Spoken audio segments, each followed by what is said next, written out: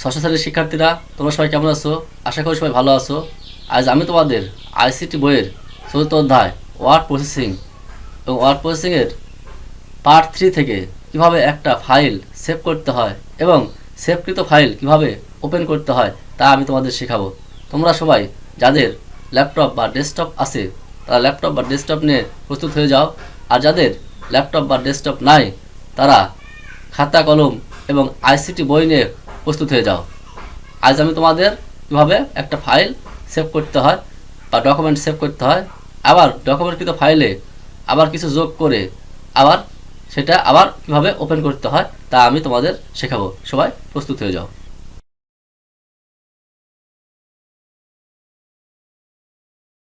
প্রথমে কম্পিউটারের power on করতে হবে।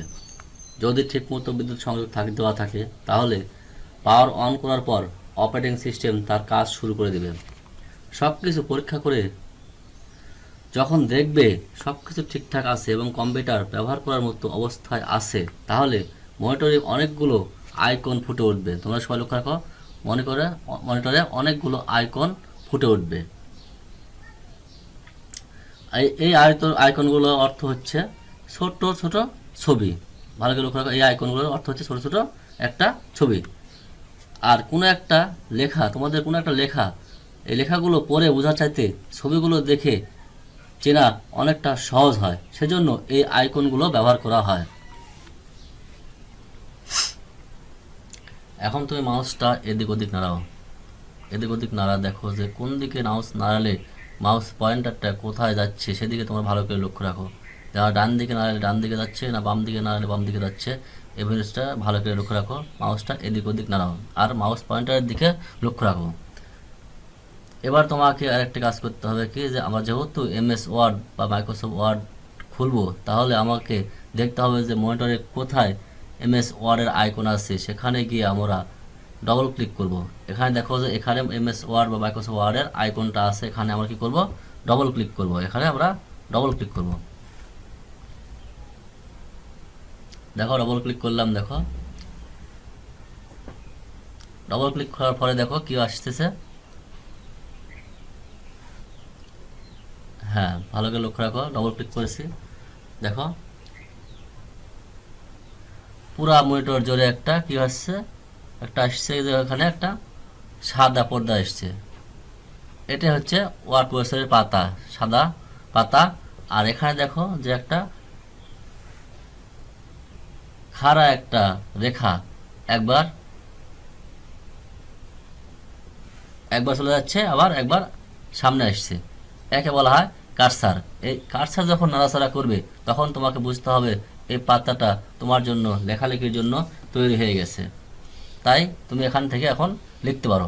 আমরা আবার অন্য নিয়মে আমরা এমএস ওয়ার্ড প্রবেশ করতে পারি বা ওপেন করতে পারি। দেখো আমরা এখানে ক্লোজ করে বেরিয়ে আসি, দেখো দেখো স্টার্টে ক্লিক করবো, প্রথমে স্টার্ট। তারপরে দেখো যে মাইক্রোসফট অফিস কোথায় আছে, মাইক্রোসফট অফিসটা কোথায় আছে, মাইক্রোসফট অফিস। এখানে দেখো মাইক্রোসফট অফিসে ক্লিক করব। ক্লিক করলে কিছু পুল ডাউন মেনু আসবে। এখানে এমএস অফিস বা মাইক্রোসফট অফিসের আন্ডারে অনেকগুলো প্রোগ্রাম আছে। মাইক্রোসফট অফিসের ভিতরে অনেকগুলো প্রোগ্রাম আছে। এখানে আমরা দেখবো যে ওয়ার্ড প্রোগ্রামটা কোথায়। ওয়ার্ড প্রোগ্রামটা আমরা বাছাই করব। ওয়ার্ড প্রোগ্রামটা বাছাই করার পরে আমরা দেখো এখানে ওয়ার্ড প্রোগ্রামটা কোথায় আছে, দেখো মাইক্রোসফট অফিস ওয়ার্ড 2007 এখানে আছে। দেখো এখানে আমরা একটা ক্লিক করব, তাহলে আগের মতো একটা পাতা প্রদর্শিত হবে। আমরা দুইভাবে এই অফিস ওয়ার্ডে প্রবেশ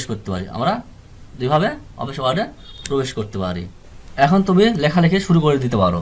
তবে লেখালেখি শুরু করার পর আগে কিছু বিষয় জেনে থাকা দরকার। যেমন আমরা প্রথমে যদি শিফট কি চাপি, শিফট, দেখো কিবোর্ডে লক্ষ্য রাখো, কিবোর্ডে একটা শিফট কি আছে, শিফট কি ধরে যদি লিখি, দেখো সকল লেখা বড় হাতের হবে। দেখো আবার লেখার সাইজটা ফন্টটা একটু বড় করে নিই, তাহলে ভালোভাবে বুঝতে পারবে। আমরা যদি শিফট চেপে ধরে লিখি তাহলে সব লেখা বড় হাতের হবে, আর যদি শিফট ছেড়ে দিয়ে লিখি তাহলে সব লেখা ছোট হাতের হবে। আর একটা বিষয় লক্ষ্য রাখা উচিত আমাদের, সেটা হচ্ছে কি একটা শব্দ লেখা আছে, যেমন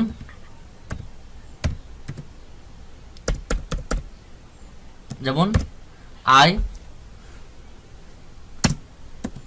এম, এই যে আয়ের মাঝখানে যে একটা পেজ তৈরি হলো, এই স্পেস দেওয়ার জন্য আমাদের, বা পেজ বা ফাঁকা হলো, এই লেখার জন্য আমাদের একটা কিবোর্ডের যে বড় কিটা রয়েছে যার নাম হচ্ছে স্পেস বার, এই স্পেস বারে চাপ দিলে বলা আমাদের লেখার মাঝখানে যে ফাঁকটুকু সেটা তৈরি হয়ে যাবে।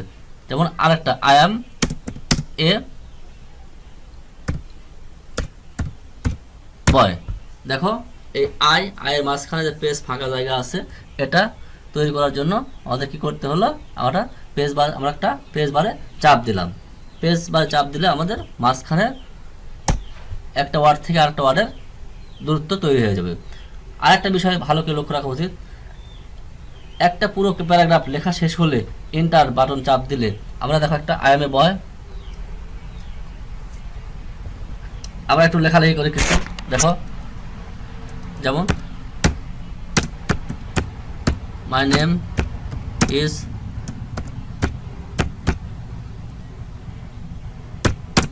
Simi, my name is Simi, মাই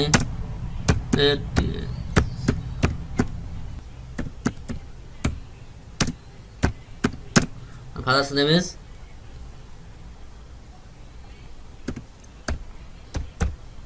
সেলিম, লিখলাম। দেখো he's a farmer, my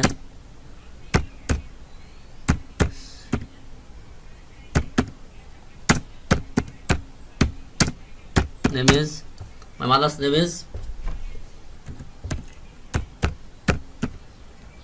Serena,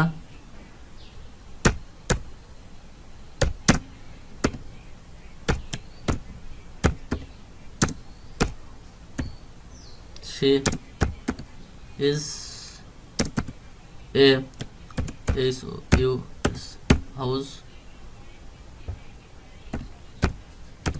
housewife। আমরা এ পর্যন্ত লিখলাম। দেখো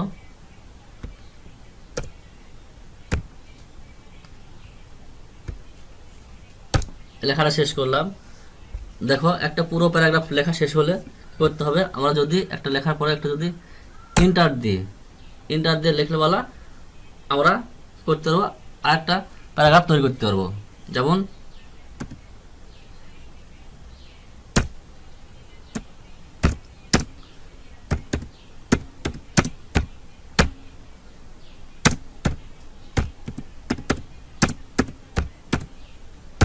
আর রিড ইন ক্লাস 6, আমরা কি করতে পারবো, একটা প্যারাগ্রাফ শেষ হওয়ার পরে আর একটা প্যারাগ্রাফ তৈরি করতে তারপর আমরা ইন্টার দেবো। যেমন এখানে হাউস ওয়াইফ লিখলাম, লেখার পরে কাজটা এখানে রেখে আমরা ইন্টার দিয়ে আরেকটা প্যারাগ্রাফ শুরু করব।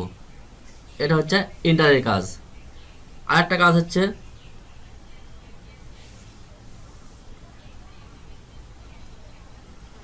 যখন আমরা লেখা শেষ করব, দেখো লেখা আমরা যখন এই লাইনটা শেষ করলাম, শেষ করার পর কার্সারটা কোথায় আসছে, কার্সারটা সবার শেষে আসছে। এই কার্সারটা কি করবো, আমরা আবার লেখার শুরুতে নিয়ে যাব।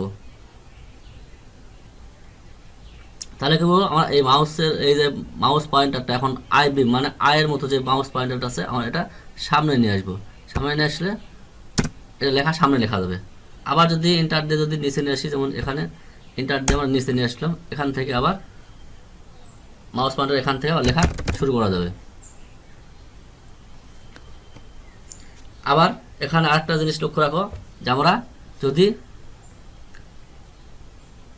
কিবোর্ডের ব্যাক পেজ ব্যবহার করি তাহলে সামনের অংশগুলো কেটে যাবে।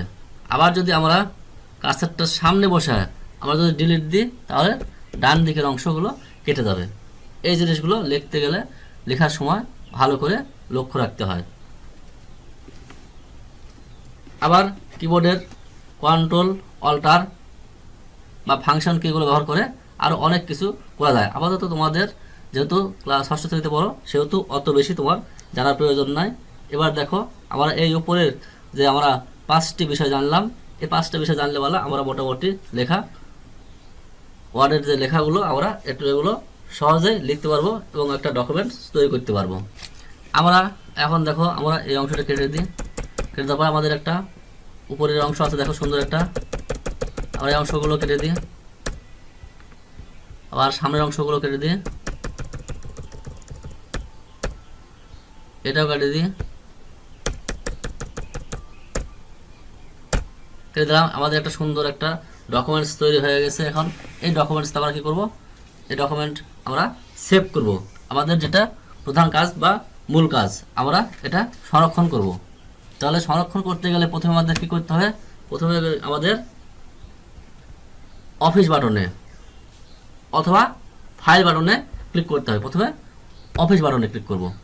অফিস অথবা ফাইল বাটনে ক্লিক করলে হবে, যেহেতু এই কম্পিউটারে এখানে উইন্ডোজ 10 দেওয়া আছে বা উইন্ডোজ 7 দেওয়া আছে এখানে, এই জন্য এখানে অফিস বাটন তৈরি, অফিস বাটন আছে। আর যদি 98 বা 2000 থাকতো তাহলে এখানে ফাইল ক্লিক করতে হতো। দেখো প্রথমে অফিস বাটনে ক্লিক করব, তারপরে সেভে ক্লিক করব। তারপরে দেখো একটা ডায়লগ বক্স আসবে, দেখো সবাই লক্ষ্য রাখো। এখানে ফাইল নেমের যে ঘরটা আছে এখানে তোমার নিজের নাম লেখো, যেমন সিমি লেখো। সিমি লেখার পরে সেভে ক্লিক করো। তাহলে তোমাদের এই ডকুমেন্টসটা সেভ হয়ে গেল। ডকুমেন্ট সেভ হলো সংরক্ষণ হলো, তার চেনার উপায় কি দেখো, একবারে শিরোনামে দেখো, দেখাও যেখানে সিমি ডকুমেন্টস মাইক্রোসফট ওয়ার্ড লেখা আছে, মানে তোমার এই ডকুমেন্টটা এখন পুরোপুরি সেভ হয়ে গেছে। আমরা এখন এই সেভকৃত ফাইলটা কিভাবে আমরা আবার ওপেন করতে পারবো, দেখো আমরা এটা এখন বন্ধ করে দিই। আমাদের এই ডকুমেন্টসটা এখন আমরা বন্ধ করে দেব। এখন দেখো যে এই বন্ধ করা ডকুমেন্টসটা আমরা আবার খুলবো কিভাবে, দেখো আবার আমরা মাইক্রোসফট অফিস ওয়ার্ডে প্রবেশ করি। দেখো এখানে ডবল ক্লিক করে আইকনে ডবল ক্লিক করলাম। দেখো আইকনে ডবল ক্লিক করার পরে আবার সেই সাদা সেই পাতা বের হলো, মানে এমএস ওয়ার্ড বা ওয়ার্ড প্রসেসর প্রোগ্রামটা ওপেন হলো। এখানে আমরা কি করব, আবার অফিস বাটন বা ফাইল বাটনে ক্লিক করব। ফাইল বাটনে ক্লিক করার পরে আমরা কি করব, আমরা ওপেনে ক্লিক করব। ওপেনে ক্লিক করব। দেখো ওপেনে ক্লিক করার পরে এখানে অনেকগুলো সেভকৃত ফাইল দেখা যাচ্ছে। দেখো অনেকগুলো সেভকৃত ফাইল দেখা যাচ্ছে। তোমার কী নামে সেভ করা আছে সেটা তোমার জানতে হবে বা মনে রাখতে হবে। তোমার নামটা ছিল কি, সিমি নামে তোমার ডকুমেন্টসে সেভ ছিল। অতএব আমরা সিমিতে ক্লিক করলাম। ক্লিক করার পরে এখানে আমরা ওপেনে ক্লিক করি। দেখো তোমার সেভকৃত ফাইল আবার ওপেন হয়ে গেল। এভাবে আমরা একটা ফাইল সেভ করতে পারবো বা একটা ডকুমেন্টস সেভ করতে পারবো। আবার আমরা সেভকৃত ডকুমেন্টস আমরা ওপেন করতে পারবো। আবার এখানে আমরা কি করতে পারবো, আবার আমাদের যদি মনে হয় যে আমাদের আবার কিছু লেখার প্রয়োজন আছে, তাহলে আমরা আবার পুনরায় এখানে ওপেন করে আমরা আবার লিখতে পারবো। যেমন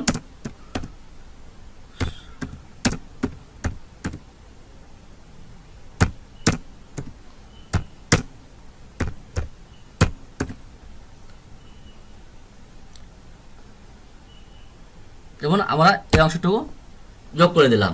যোগ করে দিয়ে আবার কী করতে হবে, আবার সেভে ক্লিক করতে হবে। এখানে দেখো টেলিভিশনের বাটনের মতো একটা চিহ্ন আছে, এখানে সেভ করলেও তোমাদের সেভ হয়ে যাবে। অথবা কিবোর্ডে কন্ট্রোল এস চাপ দিলেও তোমাদের সেভ হয়ে যাবে। অথবা আমরা এখানে টেলিভিশন চিহ্নে ক্লিক করি। দেখো ক্লিক করলেও এই অংশটা সেভ হয়ে গেল।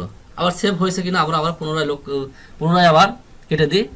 দেখো পুনরায় কেটে দিয়ে আবার দেখি, কেটে দিলাম। আবার আমরা কী করবো, মাইক্রোসফট অফিস ওয়ার্ডে ডাবল ক্লিক করব। দেখো ডাবল ক্লিক করার পরে কি আসে, আবার সেই ওয়ার্ড প্রোগ্রামটা ওপেন হলো। আমরা আবার কি করব, অফিস অথবা ফাইলে ক্লিক করব।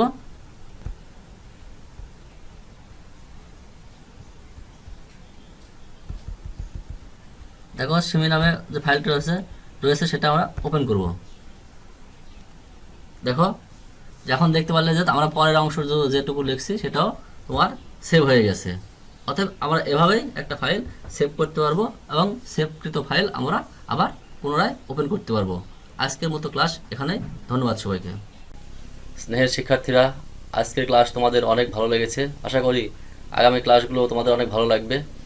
তোমরা সবাই এই করোনাকালীন নিয়মিত 2 হাত পরিষ্কার করবে, মাস্ক ব্যবহার করবে, বেশি বেশি ঘরের মধ্যে থাকবে, স্যানিটাইজার ব্যবহার করবে। সবাই নিজের সুরক্ষা নিজের হাতে। অতএব সবাই আমরা বেশি বেশি ঘরের মধ্যে থাকার চেষ্টা করি। ধন্যবাদ সবাইকে।